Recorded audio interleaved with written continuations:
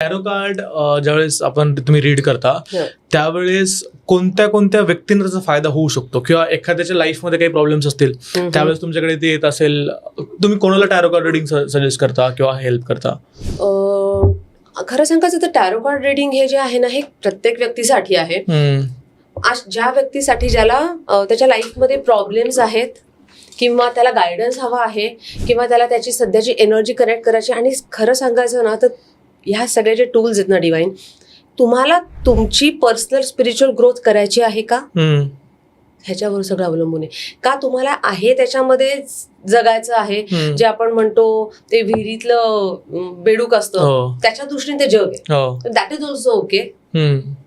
पण ज्याला त्याच्यामधून बाहेर पडायचंय, स्वतःची सेल्फ ग्रोथ करायची आहे, त्याच्यासाठी टॅरो कार्ड हा खूप अल्टिमेट जरिया आहे तुमचा, तुम्हाला काय म्हणतो गायडन्स देण्याचा. बेसिकली अशा प्रत्येक व्यक्तीसाठी आहे. त्याला काही मला असं वाटत नाही लिमिटेशन आहेत की ह्या व्यक्तीसाठी नाही किंवा ह्या व्यक्तीसाठी.